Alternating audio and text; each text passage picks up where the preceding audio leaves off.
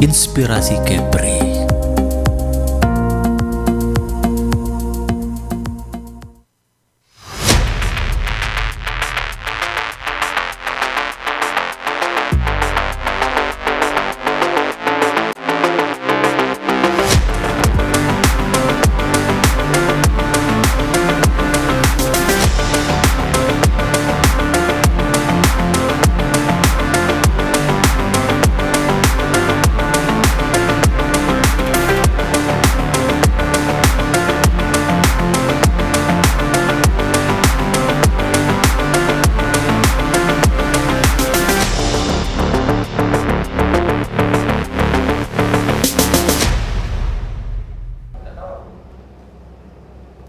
Halo, selamat sore pemirsa Batam TV. Salam sehat untuk sahabat sehat dimanapun Anda berada.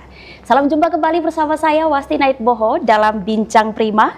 Tentunya hari ini edisi Jumat 21 November 2025 bersama RSBP Batam. Hari ini sudah hadir bersama kita langsung di studio Batam TV ada Dr. Rian Agustina Rulita SPA selaku dokter spesialis anak, dan kita akan berbincang selama 1 jam ke depan terkait stimulasi perkembangan anak. Oke, ini tapi kita punya satu tagline ya dokter, kalau RSBP Batam Prima, profesional, responsif, inovatif, mahir, dan akurat pastinya. Baik pemirsa, sebelum kita berbincang lebih lanjut, kita sapa dulu dokter. Dokternya juga boleh disapa dulu pemirsa Batam TV. Halo pemirsa Batam TV, perkenalkan saya Dr. Rian Agustina Rulita, spesialis anak yang bertugas di RSBP Batam. Oke, dokter, ini kesehariannya selain praktek mungkin apa aja nih? Sehari-hari memang saya bertugas yang utama itu jadi ibu dan istri, iya betul. Tugas pokok malah ya. Iya, jadi yang spesialis anak itu sampingan. Oke, jadi ada pekerjaan utama, ada side job juga. Betul. Oke. Jadi sebenarnya itu keinginan ya Mbak. Faktanya seringnya malah ngurusin anak orang. Oke, lebih banyak ngurusin anak orang ya. Tapi gimana sih, sudah berapa tahun nih dokter mengurus anak orang? Kalau sehari-hari, untuk kalau menjadi dokter, saya ini udah lulus dokternya umum dari tahun 2007. 2007. Hanya kalau untuk dokter anaknya, saya termasuk yang rezekinya dapat anak dulu, baru menjadi spesialis anak gitu. Jadi baru lulus di tahun 2023. 2023. Dan sekarang lebih banyak mengurusi anak orang ya. Jadi anaknya ditinggal dulu sementara ya. Selain itu ada aktivitas yang lainnya ya biasa ya olahraga. Terus ya masih sempat juga ngumpul-ngumpul sama teman-teman. Terus lebih ke situ aja sih, nggak ada yang spesial sih. Karena waktunya yang nggak sempat. Iya. Oke dokter, ini kita akan berbincang, dokter juga akan berbagi informasi tapi juga edukasi untuk para bunda di luar sana terkait dengan stimulasi anak. Mungkin kita mengawali dengan pertanyaan sederhana, apa yang dimaksud dengan stimulasi perkembangan anak? Oke, stimulasi itu adalah aktivitas yang melibatkan panca indera dan motorik. Jadi kalau panca indera ya dari mata, hidung, telinga ya, terus kulit, itu semuanya yang panca indera, ada 5 panca indera. Untuk memberikan kepada anak-anak itu agar berkembang dari aspek fisiknya, kognitifnya, terus emosional, dan fisik, kognitif, emosional, dan sosial. Oke, tapi memang itu sudah harus dilakukan sejak si anak masih bayi atau seperti apa dok? Oke, jadi ini sebenarnya sudah hampir di orang awam kenal. Jadi misalnya ada yang namanya istilahnya periode 1000 hari masa emas anak. Nah, 1000 hari masa emas anak itu bukan dari bayi aja, tapi dimulai dari dalam kandungan. Jadi kita memberikan stimulasi anak itu mulai dari 0 hari dia di dalam kandungan. Baru itu yang suka lupa. Baru titik banget udah ada stimulasinya ya dok. Iya. Jadi dia 1000 hari, jadi 9 bulan dalam kandungan, ditambah 2 tahun setelah anaknya lahir di dunia. Itu tuh periode emas banget karena dia 1000. Karena anak itu dia ibarat kanvas yang kosong. Jadi kita mau mencoret apa aja bisa di situ gitu. Biasanya para bunda nih yang mungkin kayak bunda-bunda muda ya dok, ketika akan memiliki buah hati anak, ini mungkin juga ada yang sudah terfikirkan untuk stimulasi, ada yang bahkan belum. Seperti apa tuh dok untuk mulai stimulasi? Jadi sebenarnya kita kan media informasi itu luas sekali ya, kita dapatkan luas dan mudah didapatkan. Jadi sebenarnya seperti hal gampang aja, kita dari handphone kita, gadget kita bisa mencari informasi. Jadi untuk para bunda diharapkan dia saat sudah memutuskan untuk menikah, dia sudah siap untuk kapan saja hamil berarti kan, kapan saja hamil, berarti dia sudah siap untuk kira-kira kapan saja juga untuk dititipi anak. Nah saat dititipi anak, dia harus bisa menjaga dirinya dan kandungannya, serta ini bakal mempersiapkan calon anak yang kita harapkan pasti lebih baik daripada orang tua ya. Jadi dari dalam kandungan itu sudah mulai, malah sebelum kandungan banyak ibu-ibu sekarang sih anak-anak muda sekarang dia udah lebih aktif tuh. Jadi misalnya baru menjelang pernikahan saja dia sudah mulai belajar ya. Iya, screening, misalnya screening untuk kesehatan, screening pranikah. Terus misalnya dari setelah nikah dia sudah mulai mengkonsumsi multivitamin gitu, sudah untuk padahal dia belum hamil gitu. Kalau orang-orang dulu mungkin baru tunggu dulu gitu ya. Hamil dulu baru misalnya udah minum vitamin. Kalau sekarang sih udah banyak. Jadi ada yang untuk pemisahan pranikah, terus setelah nikah dia siap-siap untuk konsumsi yang terbaik buat anaknya, makanan sehat, makanan clear food kita ngomongnya ya. Nah, terus karena dia takut-takut nih kapan-kapan aja bisa hamil. Jadi intinya setelah menikah udah harus dipersiapkan semua itu ya dokter. Boleh sih let it flow, tapi let it flow-nya ada arahnya. Ada arahnya.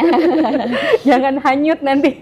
Iya betul. Dokter, kemudian faktor apa nih yang paling mempengaruhi tumbuh kembang anak? Kalau tadi dokter bilang 1000 hari emas ya? Iya. Ketika masih titik begitu ya, Betul. masih nol banget. Nah, seperti apa tuh dok? Jadi sebenarnya tuh kita bagi dua besar, genetik sama lingkungan ya. Kalau banyak orang menganggap yang berperanan besar tuh genetik. Ternyata kalau dari daftar pustaka, dari ilmiah itu genetik itu cuma 40%. Lingkungan adalah 60%. Apa saja lingkungan itu? Ya lingkungan itu ya dari segi misalnya makanannya, olahraga, terus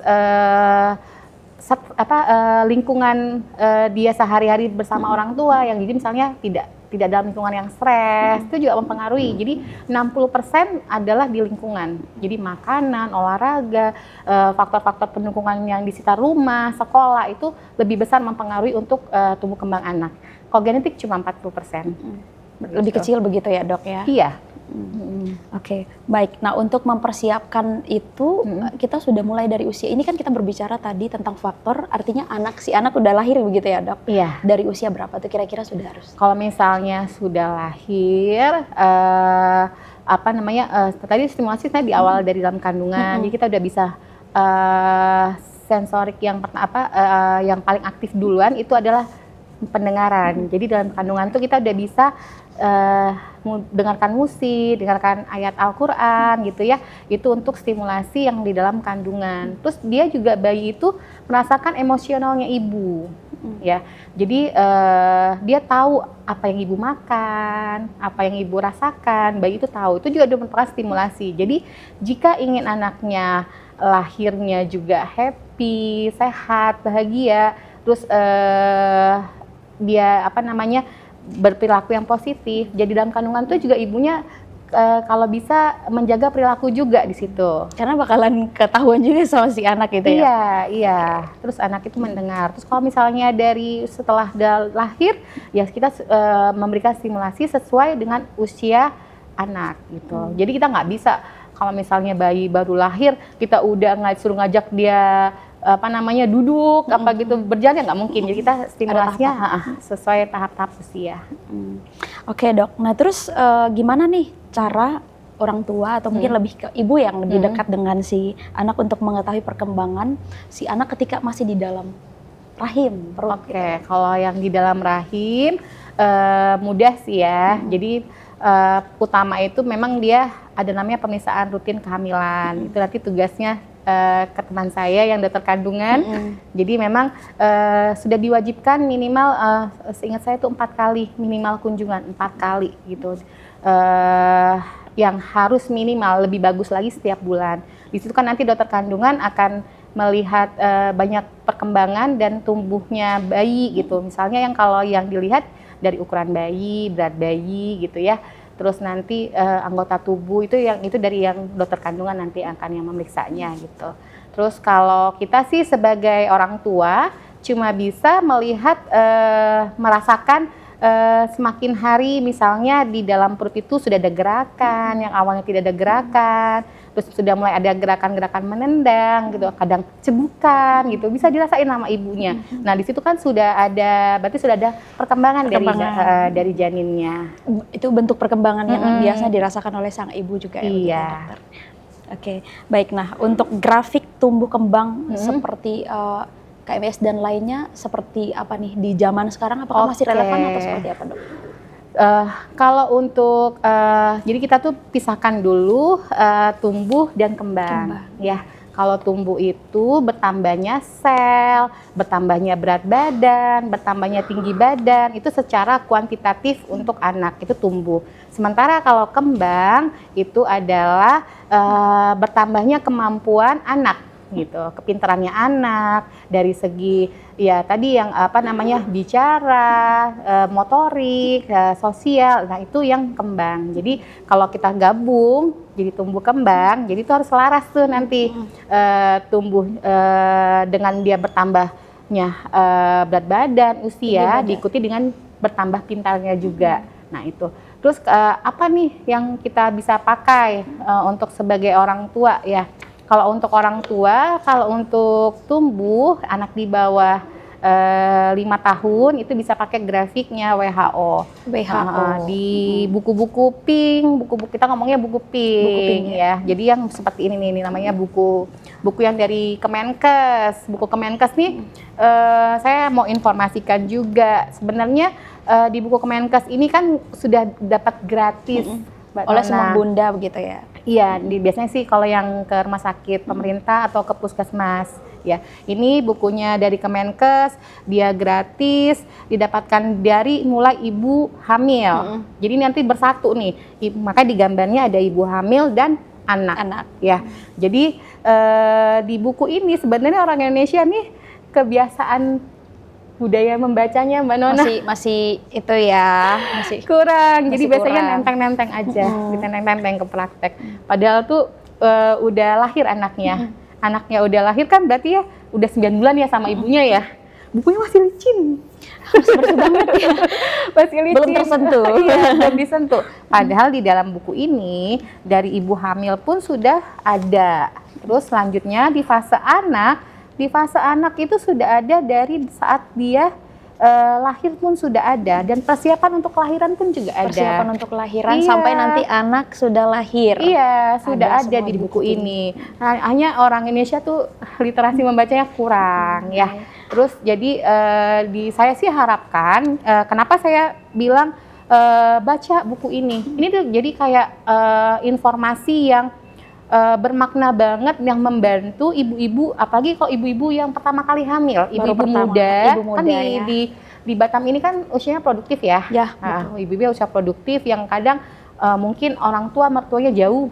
Nah di buku ini nih bisa jadi panduan gitu. Betul. Misalnya mau bertanya sebenarnya semuanya ada di sini.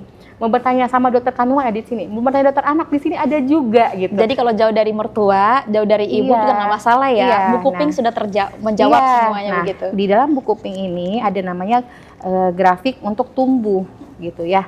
Di sini ada grafik berat badan gitu, grafik tinggi badan. Di sini juga ada semua, lingkar kepala ada semua. Terus selain grafik untuk tumbuh, dia juga ada untuk perkembangan. Ada checklist-checklistnya juga gitu. Checklist untuk misalnya tahu nih anaknya di usia misalnya di usia 1 tahun, pengen tahu anaknya udah bisa apa ya harusnya di usia anak 1 tahun gitu ya. Nah di sini juga ada gitu checklistnya. Kalau ini yang saya buka nih halaman untuk anak umur 3-6 bulan. Misalnya di umur 3-6 bulan anaknya untuk perkembangan anak. Misalnya contoh pertanyaannya, bayi bisa berbalik. Nah, apakah anak ibu di usia 3-6 bulan itu udah bisa apa belum gitu, dicentang gitu. Nah, nanti kalau emang ternyata tidak tercapai, berarti ada masalah gitu. Jadi Ada bagus masalah banget dalam sebenarnya. perkembangan si Ya. anak ya.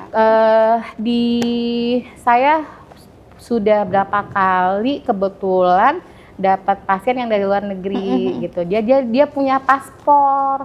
Jadi sama sebenarnya kayak buku pink ini, paspor kesehatan gitu ya. Nah, yang saya pernah temuin itu pasien yang dari Filipina sama yang dari Brunei Darussalam. Nah dari mereka itu bukunya saya lihat ya, walaupun sebenarnya karena mungkin sama-sama Asia Tenggara, kebetulan belum ada nih yang pasien yang dari Eropa atau Amerika ya.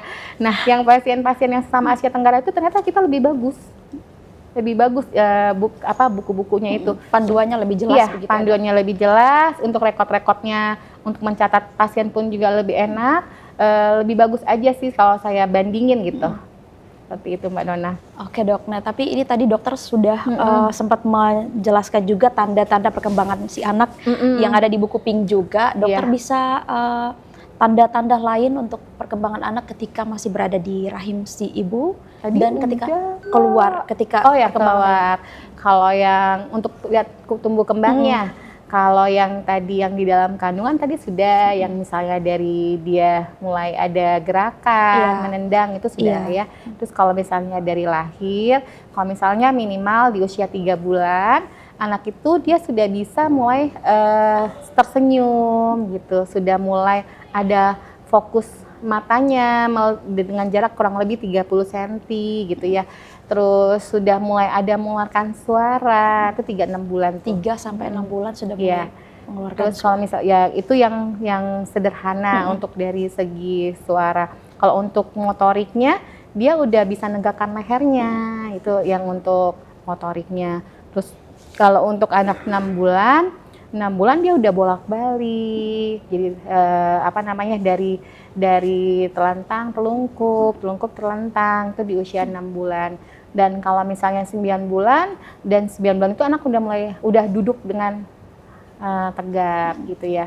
Di misalnya anak-anak tuh mulai duduk tuh tergantung masing-masing anak. Ada yang dia lebih cepat gitu, ada yang agak mundur, tapi ada rentang normal. Kita ada rentang normal. Jadi bukan berarti misalnya, dok anak saya 6 bulan belum bisa duduk gitu ya. Ya emang belum bisa Pak duduk gitu, belum semuanya yang mampu duduk, karena duduk pun yang 6 bulan tuh duduknya baru duduk tripod, duduknya masih menahan tangan. Tapi gitu. ini ada kaitannya dengan anak laki-laki dan anak perempuan atau seperti apa betul, dok? Pertumbuhan yang lebih cepat dan yang lambat. Tadi juga dibilang genetik ya, genetik tuh pengaruh. Perempuan dan laki itu pengaruh sekali. Kalau untuk segi perkembangan di usia 2 tahun pertama, anak perempuan tuh lebih cepat. Lebih cepat ya? Ya, tumbuh kembang. Jadi lebih cepat pintarnya, lebih cepat bisa ngomongnya dibanding anak laki-laki. Kalau yang dari segi pertumbuhan, sama anak perempuan pun juga dia lebih cepat mencapai tinggi optimalnya. Karena dia juga dari segi untuk peralihan pubertasnya, anak perempuan tuh lebih duluan dibanding anak laki-laki. Jadi juga kita harus tahu masa-masa yang kapan-kapan aja anak itu tumbuh sama kembang yang optimal. Jadi juga harus tahu orang tua ya, di mana kapan harus memberikan stimulasi. Seperti misalnya tadi ngajak ngobrol tuh udah di usia berapa tuh orang tua juga harus tahu gitu. Di buku ini lengkap banget. Jadi harusnya sih sebagai warga Indonesia dia udah kalau punya buku ini, insya Allah nggak bakal bingung ya, nggak bakal, karena semuanya sudah ada di dalam semuanya buku ada gitu. Sering tuh juga yang misalnya dok, anak saya mau mulai makan. Nah, makan itu kan juga namanya stimulasi ya. Makan itu juga, jadi juga bukan sekedar cuma kita memberikan makan. Di saat proses pemberian makan, itu banyak kejadian yang bisa sebagai stimulasi. Jadi misalnya saat kita memberikan makan, kita ada interaksi sama anak, itu kan juga stimulasi. Terus misalnya di saat dia mengunyah, itu juga stimulasi buat motoriknya dia, buat anak ya. Terus biasanya kebingungan ibu-ibu tuh, dok mau masak apa ya dok gitu, mau bikin apa ya dok, di buku ada juga. Ada Padahal juga. kalau baca jelas begitu ya. Iya, iya, ada juga Mbak Nona. Jadi di buku itu misalnya anak 6 bulan mau siapin apa dulu, contoh-contoh tapi nggak banyak. Memang nanti kalau mau banyak beli buku menu benar gitu ya gitu. Oke dokter, ini nanti kita juga masih panjang banget ya obrolan kita ya seputar stimulasi perkembangan anak. Nanti kita juga akan lebih jauh ngobrolin tentang stimulasi motorik. Tadi dokter sudah sedikit menjelaskan, tapi kita akan lebih lanjut lagi. Kita tahan dulu, kita jeda dokter. Kita akan kembali setelah jeda yang satu ini. Tetaplah bersama kami di Bincang Prima.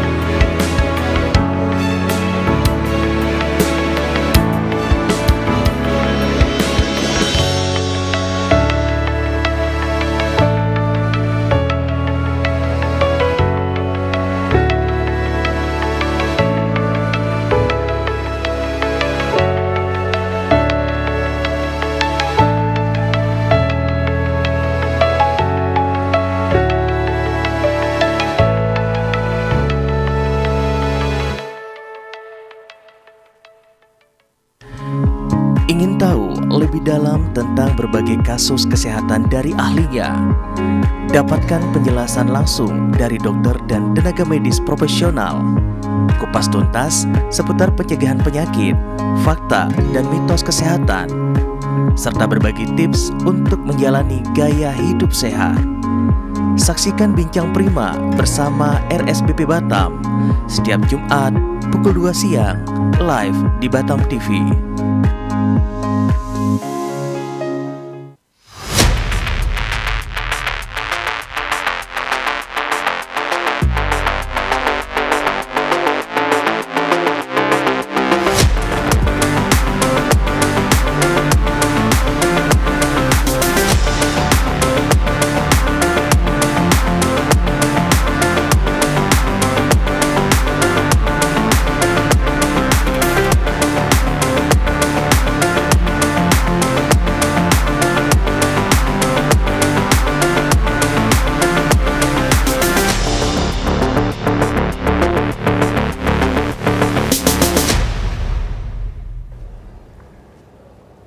Terima kasih pemirsa, Anda masih bersama kami di Bincang Prima bersama dengan dokter kita hari ini.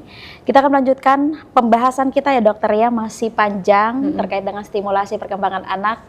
Kita ngobrolin lagi tentang stimulasi motorik nih. Apa saja contoh stimulasi motorik kasar yang bisa dilakukan untuk bayi umur 0 bulan sampai 12 bulan. Oke, kalau 0 sampai 12 bulan nih terlalu panjang Mbak Nona. Kita baginya per 3 bulan. Per 3 bulan. Tadi 0 sampai 3 bulan kalau untuk motorik kasar dia sudah mulai kita tummy time istilahnya. Tummy time itu apa? Yang anak ditelungkupkan, terus nanti sambil kita benerin posisi tangannya dia sejajar dengan dengan tempat tidurnya gitu ya. Nanti bayi itu akan berusaha untuk mengangkat lehernya. Itu usia 0-3 bulan. Ini kan kita bicara dengan tentang motorik kasar. Nanti dia mulai kalau yang masih awal-awal banget tuh pipinya masih nemplok gitu. Pipinya masih nemplok, masih cuma gini-gini doang gitu. Itu di awal-awal banget. Terus nanti misalnya di usia 2 bulan dia udah mulai gini-gini. Udah mulai diangkat ya kepalanya. Angkat gitu ya. Dan di usia 3 bulan sudah harus tegak. 90 derajat tuh sudah harus tegak, leher sama kepalanya tuh udah harus tegak gitu. Jadi kalau misalnya di usia kita kasih waktu 1 bulan, dari 3 bulan itu di 4 bulan ada namanya kita ngomongnya head leg. Head leg itu di saat anak nggak mampu ketinggalan gitu ya. Kan dia tuh dari 0 sampai 3 bulan nih. Anak sekarang udah luar biasa Mbak Nona. Jadi iya cepat. Jadi sebenarnya secara teori tuh kalau orang dulu tuh suka ngomong, ih gila ya dok ya, cucu saya nih umur 2 bulan udah tegak lehernya gitu. Iya benar. Gitu. Tapi seperti itu masih normal ya dok? Masih kan ada rentang normal kan. Nah dikala sudah ketinggalan di 4 bulan lehernya belum tegak, itu udah warning orang tua. Sudah harus mencari pertolongan. Karena di situ sudah ada tanda mulai ada keterlambatan. Itu yang paling gampang kalau di usia 0-3 bulan. Selanjutnya di usia 3 sampai 6 bulan. Di 3-6 bulan itu mulai anak miring-miring. Enak loh, berbalik buruan. Belajar dulu nih kita nih dok ya. 1 jam kita belajar dokter Rian. Sambil betul. Jadi kalau di 3-6 bulan tuh dia udah mulai miring, telungkup gitu ya. Nah, di situ tuh 3 sampai 6 sendiri ya, sendiri. Dia udah miring sendiri gitu. Terus nanti kadang udah mulai bolak gitu ya. Udah mulai balik tuh di usia 3 sampai 6 bulan. Terus ada yang udah boleh, kadang tuh duduknya sudah bisa, kita ngomongnya yang aman itu M-shape. M-shape itu bentuk kakinya benar-benar M, jadi fondasi kakinya tidak dipinggul gitu. Jadi dia beda duduk tuh seperti kita nih M gini gitu, namanya M-shape ya. Itu 3-6 bulan. Terus nanti di 6 sampai 9 bulan, simulasinya apa? Simulasinya sudah mulai boleh motorik kasar tuh anak tuh dia udah mulai duduk di situ. Kadang bahkan ada yang sudah bisa berdiri, ada yang cepat 9 bulan dia bisa jalan gitu ya. Nah, tapi ini contoh dekat sih ponakan saya seperti itu dok. Iya. Tapi anak laki-laki usianya masih 9 bulan menuju 1 tahun itu dia udah berdiri, udah jalan, merangkak-rangkak. Iya, itu masih kalau kita lihat di tumbuh kembang itu kita pakai kurva tadi yang kita ngomong ya. Tadi saya belum singgung ada namanya kurva Denver yang masih kita pakai. Nah, emang di Denver itu kelihatan tuh nanti di garis-garis usia sama garis kemampuan anak ada yang dia superior. Superior tuh apa maksudnya? Dia lebih cepat. Nah, lebih cepat bisa. Terus ada yang emang di range normal gitu. Terus ada kita kasih waktu sedikit, ada yang anak 25% yang terlambat tuh ada juga. Jadi ada masih boleh lah gitu, dia belum mampu gitu. Kayak berjalan kan normalnya itu di setahun, tapi kita kasih waktu sampai 16 bulan. Kalau anak 16 bulan belum bisa jalan, nah itu juga orang tua udah mulai warning juga gitu. Masalah tuh ya dok ya. Benar. Oke. Dok, lalu untuk usia balita, aktivitas yang mungkin paling efektif untuk melatih motorik kasar? Motorik kasar tadi udah sampai setahun. Usia, iya. Ini udah mulai misalnya di atas 2 tahun, kan balita tuh bawah 5 tahun bawah ya. 5 tahun. Nah, jadi nanti kalau di 2 tahun udah mulai berlari, naik tangga gitu ya. Terus sudah kalau yang bagus keseimbangannya sudah bisa mulai dikenalkan sepeda keseimbangan gitu. Namanya kita kadang kalau dulu sepedanya roda 4 ya. Sekarang terkenalnya ada yang namanya balance apa sih bicycle tuh loh. Jadi balance bike ya. Jadi sepeda yang untuk keseimbangan dia tanpa pedal. Nah itu udah bisa tuh dimulai yang bagus tuh di 2 tahunan tuh ada yang superior udah bisa pakai balance bike ya. Nanti selanjutnya di usia 4 tahun gitu, 3 tahun, 4 tahun udah bisa menari gitu ya, menari yang benar-benar satu lagu gitu. Itu juga stimulasi motorik kasar kalau untuk anak-anak. Kalau motorik halus lebih banyak, misalnya kayak kalau motorik halus kalau usia-usia dari yang kecil tadi kan, kalau anak-anak di bawah 6 bulan dia mulai meraih, terus mulai megang-megang tuh motorik halus. Terus misalnya nanti udah mulai megang pulpen. Awalnya tuh kalau anak-anak megang pulpen tuh masih yang begini, megang kertasnya, jadi ya ini pulpen tuh kalau digenggam iya, kuat gitu ya dok. coretnya masih ini. Nanti lama-lama di saat udah mulai 1,5 tahun sampai 2 tahun tuh udah mulai megang pensil seperti orang dewasa gitu. Itu motorik halus. Terus kalau untuk kemampuan bahasa itu, jadi kita tuh kalau lihat perkembangan tuh sinergis Mbak Nona. Jadi nggak yang satu-satu gitu ya, nggak yang motorik sendiri, motorik halus sendiri, bahasa sendiri, terus untuk psikososialnya sendiri, enggak. Jadi dia langsung sinergis berbarengan gitu Mbak. Jadi nggak yang perbagian. Nah, jadi langsung segi usia anak 6 bulan apa aja nih motorik kasarnya tadi misalnya kayak misalnya setahun lah paling gampang tuh, setahun udah bisa jalan, udah bisa ngomong itu satu kata gitu, satu kata mama. Biasanya iya anak akan dimulai dengan seperti itu dulu ya dok ya. Paling gampang lagi mimi ya mimi karena dia memang mimi sebenarnya. Terus itu tuh paling gampang. Terus yang nanti untuk untuk kemampuan motorik halusnya yang dia udah meraih megang kecil-kecil tuh udah bisa, tuh di umur setahun tuh udah bisa, malahan dia udah bisa cuci tangan gitu tuh, udah bisa tuh anak setahun. Tapi dengan perkembangan si anak yang baru saja dokter jelaskan itu kayaknya berpengaruh erat begitu ya dengan apa yang dilakukan oleh orang-orang sekitar, orang tua misalkan. Betul. Yang tadi kan kita tadi udah jelas ya secara teori 60% lingkungan berperan. Lingkungan sangat berperan Tuh. Jadi jangan takut kalau misalnya punya orang tua misalnya genetiknya nggak bagus nih, nggak unggul gitu. Masih ada kesempatan mengejar 60%. Yang genetik cuma 40% kok. Iya, lebih kecil ya dok ya. Jadi masih bisa terkejar 20 lagi. Malahan kalau misalnya genetiknya bagus, dia bisa maksimal 40%.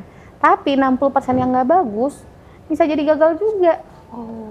Ini makanya nih satu lagi yang belum saya bahas tuh, yang selalu berulang-ulang saya suka bilang ke orang tua gitu ya.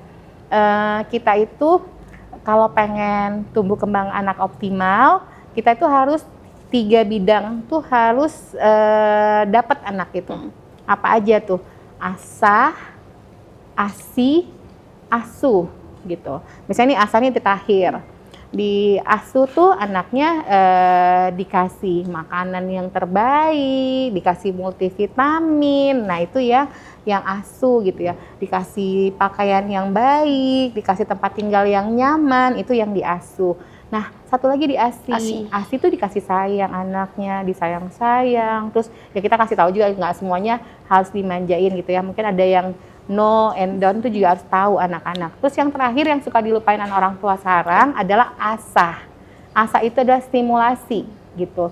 Nah, itu yang dilupain. Kalau zaman dulu orang-orang zaman mungkin masih susah, dia kesusahannya di asuhnya, misalnya makanannya terbatas betul. Misalnya kendala ekonomi gitu ya. Terus tapi mereka ASI sama asalnya maksimal anaknya gitu ya, walaupun misalnya di makannya tadi kurang gitu. Nah, sekarang makanannya sudah banyak bervariasi, mudah didapat. Alhamdulillah misalnya perekonomiannya lebih bagus gitu ya dibanding kakek neneknya gitu. Tapi asalnya lupa. Harus balance berarti nih dokter. Anaknya dikasih HP. Nah, ini lagi dok. Zaman sekarang kan memang dikit-dikit anak nangis. Ibunya ngasih HP, ditanya kenapa ngasih HP sama si anak supaya diam. Iya, itu salah juga Mbak. Jadi kalau di Singapura, negara sebelah kita, baru saja meresmikan aturan tentang penggunaan HP pada anak di bawah umur sudah dilarang. Amerika juga sudah, Indonesia aja yang belum mengatur. Sebenarnya kalau dari IDAI sudah ada namanya screen time.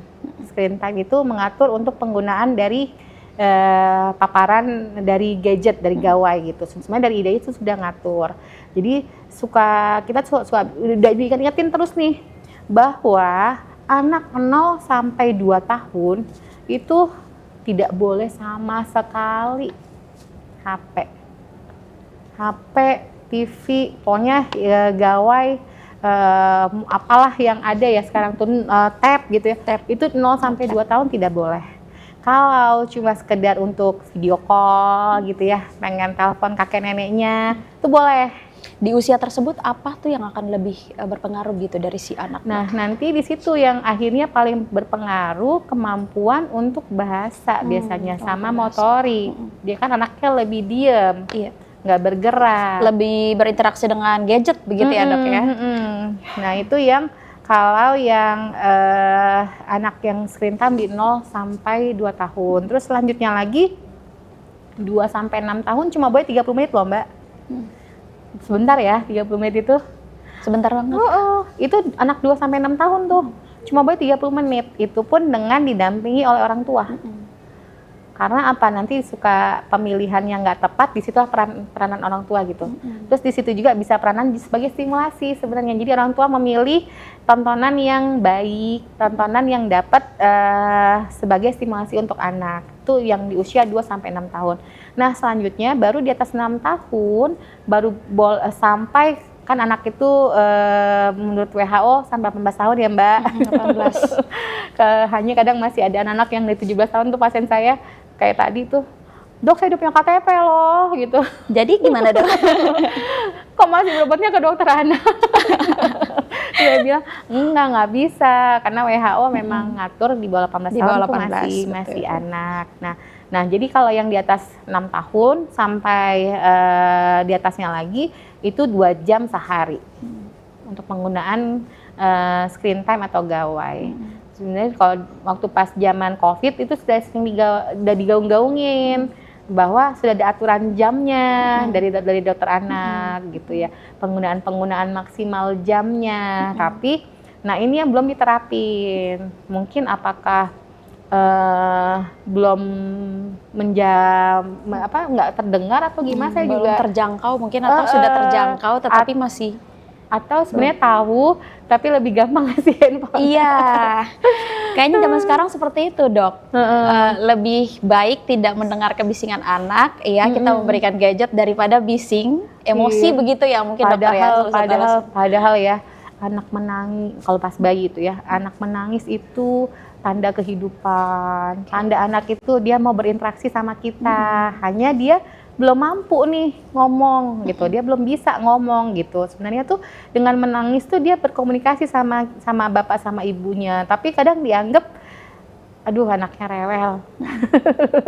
Jadi kadang suka aduh gimana ya Bu ya, sebenarnya kalau nangis bayi itu tanda hidup, bayi hidup gitu ya. Nah itu yang sebenarnya dengan cara-cara orang tua menenangkan anak sebenarnya bisa, tapi kadang orang tua dipikirnya itu solusi, padahal itu justru membawa masalah besar buat tumbuh kembang si anak.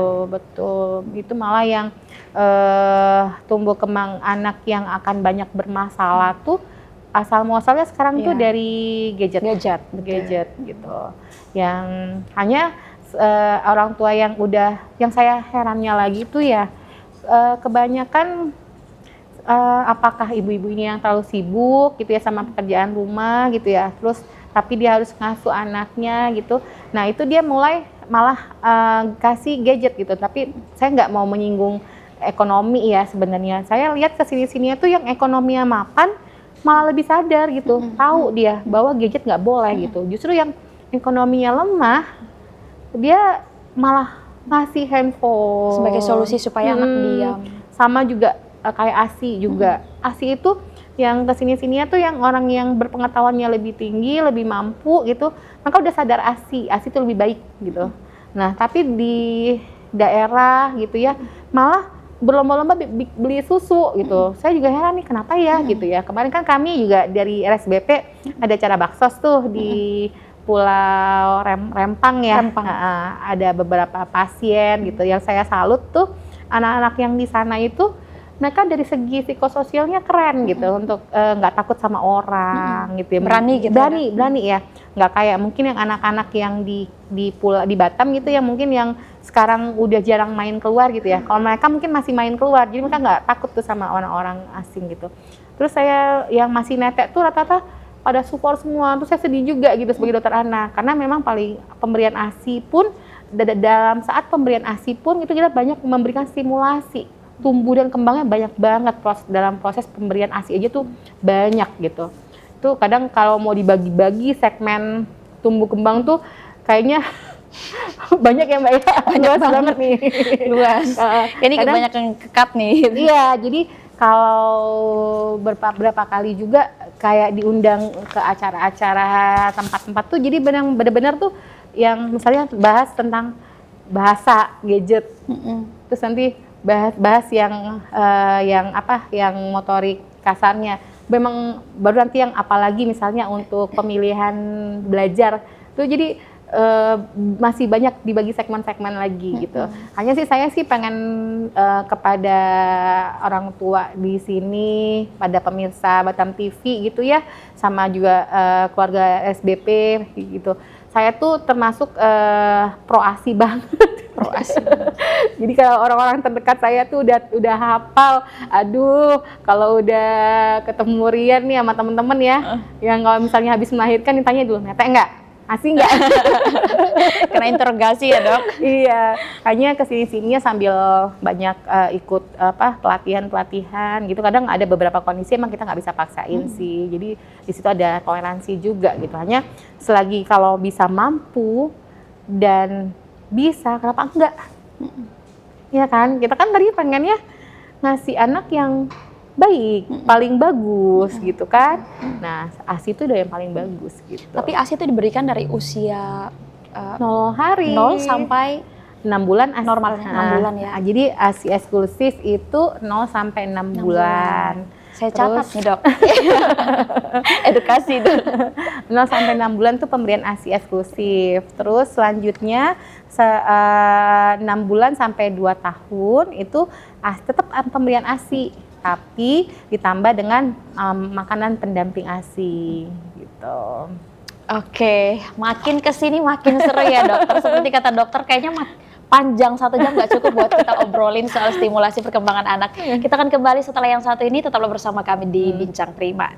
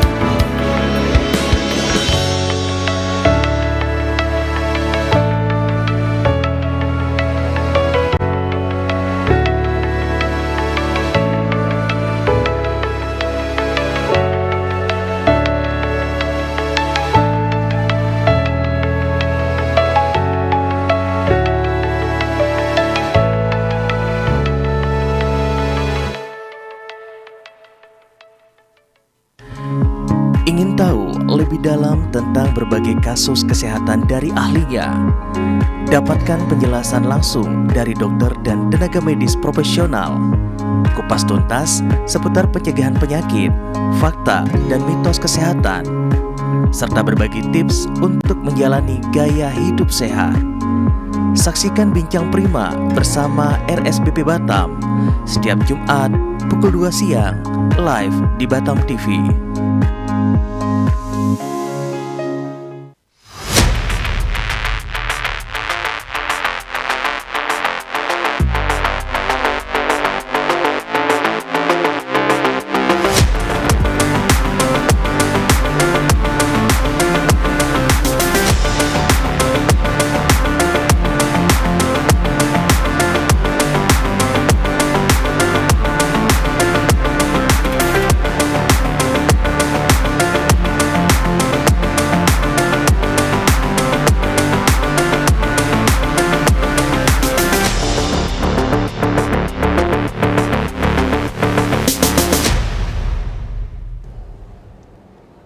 Terima kasih pemirsa, Anda masih bersama kami di Bincang Prima, masih bersama Dokter Rian. Dokter, kita lanjutkan lagi obrolan kita yang masih jauh lagi ya.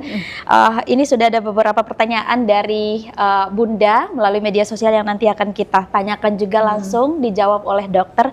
Tapi kita masih balik dulu untuk yang kita bahas tadi, masih tentang bahasa dan juga komunikasi. Dokter, pengaruh penggunaan bahasa, kalau anak menggunakan dua bahasa itu berpengaruh tidak dengan tumbuh kembangnya, Dok?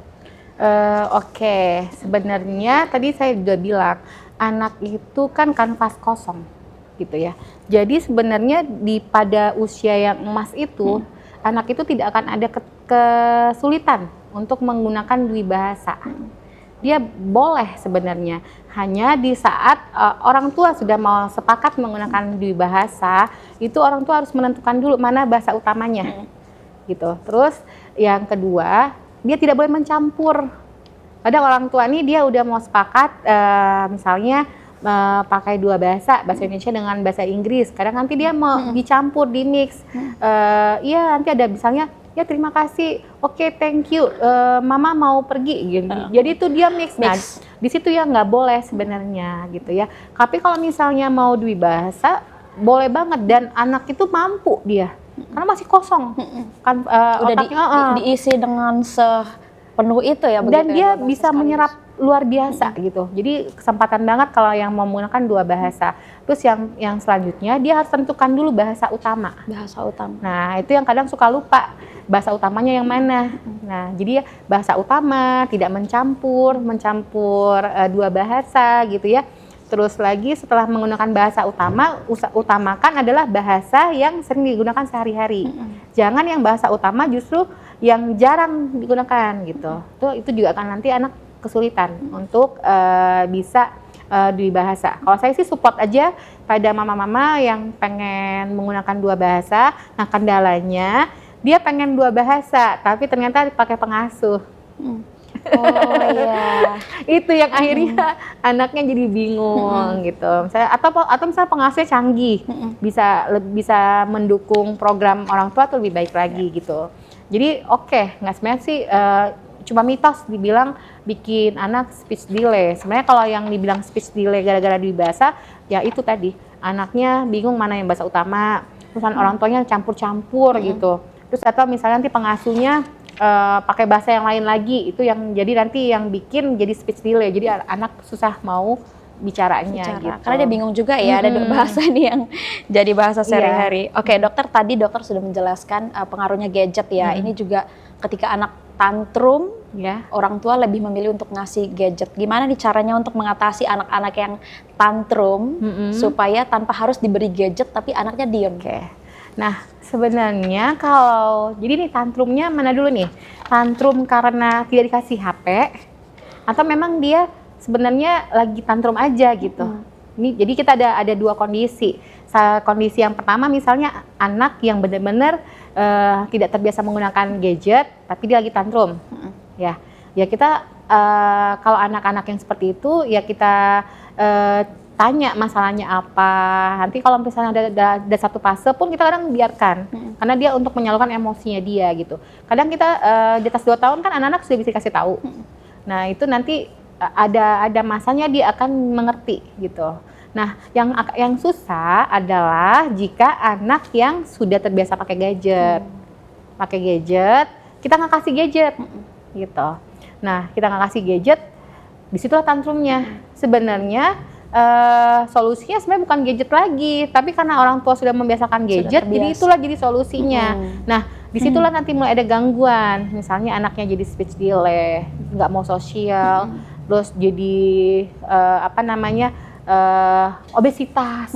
Kenapa obesitas? Karena dia nggak bergerak gitu ya, gitu. Di situ banyak masalahnya sebenarnya dari gadget tuh banyak banget. Nah, itu di saat orang tua datang ke saya menanyakan, dokter gimana nih solusinya anak saya yang sudah misalnya terlambat bicara atau sering tantrum karena nanti gadgetnya saya ambil gitu. Solusinya apa? Memang pertama kali solusinya akan semua dokter anak akan bilang sama, stop gadget. Stop gadget. Nah, di saat stop gadget itu benar-benar harus 6 bulan dia stop gadgetnya. Stop gadget 6 bulan baru bisa anaknya distimulasi, baru bisa dikasih misalnya ada yang beberapa orang tua yang pengen ngikut ke terapi wicara lah, terapi untuk kognitifnya, terapi itu tetap nggak bisa selagi anaknya masih pakai gadget. Jadi benar-benar harus stop selama 6 bulan. Setelah anaknya stop 6 bulan baru bisa tuh anaknya mulai kita isi gitu. Kalau dia gadget tuh otaknya penuh. Ya, jadi fokusnya ke gadget juga ya dok ya?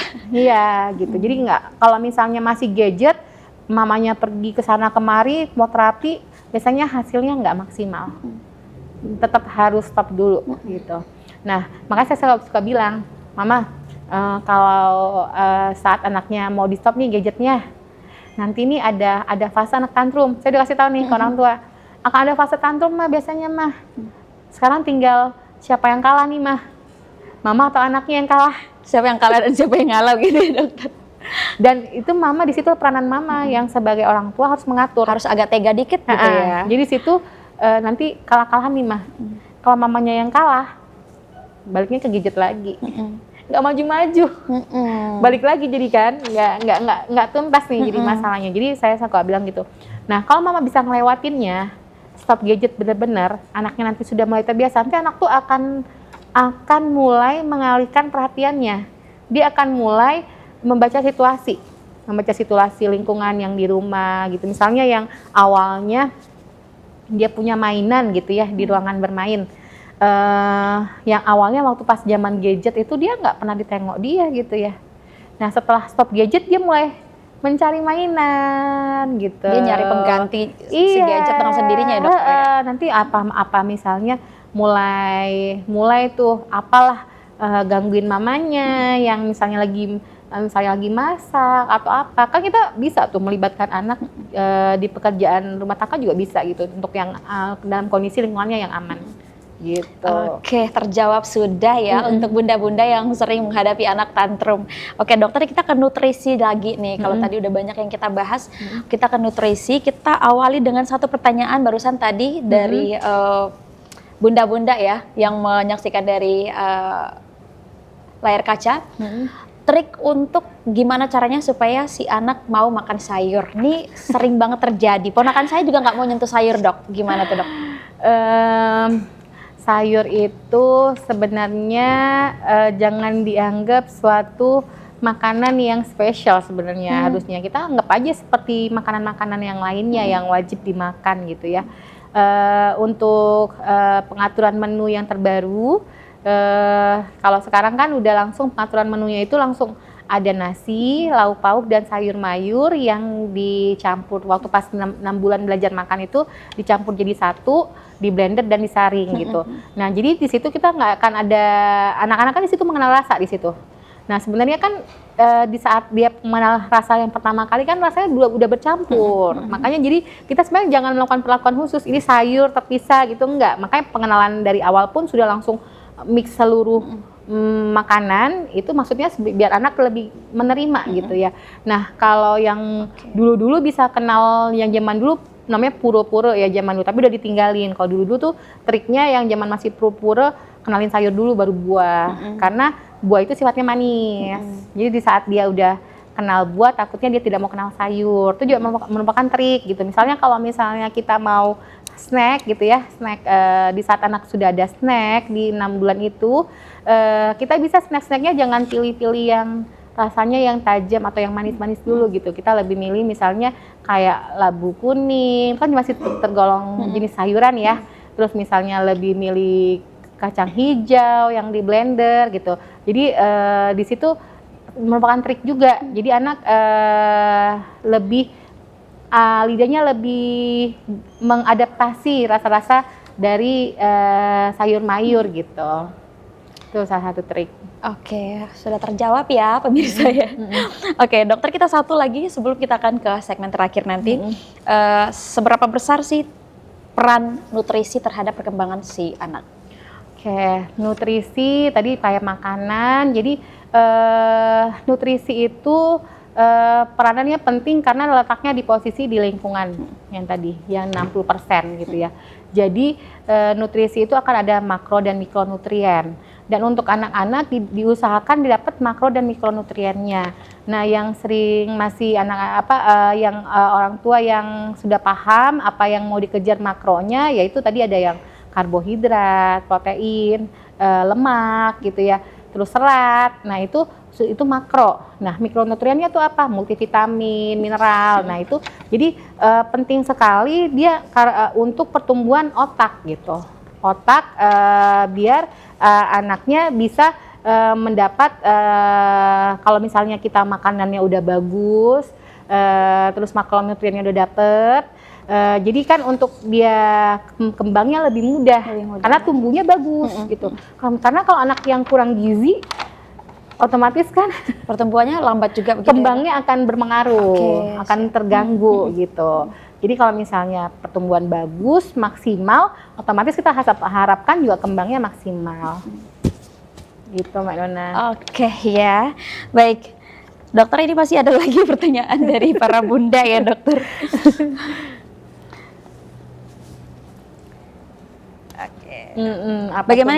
Bagaimana jika anak lebih aktif daripada anak seusianya? Misalkan tadi juga ada pertanyaan aktifnya kebangetan begitu ya dok? Oke, ini aktif kebangetan, sensitif sama nanti hiperaktif lagi. Hiperaktif, iya. Sebenarnya kan tadi ada yang namanya rentang normal ya. Rentang normal, mana yang perilaku yang sudah berlebihan, mana yang enggak gitu. Jadi kita harus lihat dulu, misalnya kalau emang sudah berlebihan ya kita cari bantuan gitu. Misalnya sudah terlihat ada gangguan, kok ini anaknya nggak bisa diberitahu, nggak bisa ini, jadi bisa diajak untuk konsultasi gitu. Itu jadi karena anak-anak ini kan kebanyakan tuh garis normalnya nggak jauh-jauh beda gitu. Misalnya ada yang tadi saya bilang superior kebanyakan gitu sama yang lemah gitu ya. Kalau yang terlalu berlebihan pasti ini ada masalah, jadi itu juga harus cari bantuan gitu. Oke ya dokter ya, rasanya tidak cukup ya satu jam ya. Oke dokter, mungkin nanti kita bisa bertemu lagi di next edisi, mungkin kita bahas lebih panjang lagi. Kita sudah hampir pada penghujung obrolan kita di Bincang Prima. Mungkin dokter bisa memberikan pesan kepada para orang tua apa saja yang mungkin harus dilakukan di anak usia dini. Sebagian tadi sudah dokter paparkan juga pesannya kepada para orang tua. Oke, jadi tidak ada anak yang lahir hebat sendiri gitu ya. Jadi anak yang hebat itu ya lahir dari orang tua yang hebat. Nah, terus anak itu juga sebagai peniru terbaik. Nah, jadi kita sebagai orang tua berikanlah contoh yang paling terbaik dari sisi kita untuk bisa ditiru oleh anak kita. Anak lahir dari orang tua yang hebat ya. Oke, itu harus kita yakini nih. Iya. Terutama untuk para orang tua di luar sana lagi. Iya, terus juga nggak ada anak yang hebat lahir sendirinya tuh nggak ada. Gitu. Jadi tugas orang tua lah gitu yang untuk menjadi anak kita hebat. Oke, baik dokter. Semoga dengan informasi juga sekaligus edukasi yang diberikan oleh dokter Rian hari ini kepada seluruh pemirsa yang ada di rumah, terutama untuk sahabat sehat dimanapun Anda berada, bermanfaat ya dokter ya. Amin. Jadi untuk semua pertanyaan-pertanyaan yang mungkin masih belum terjawab juga buat bunda-bunda atau calon bunda, nanti ada buku pink juga ya dokter ya.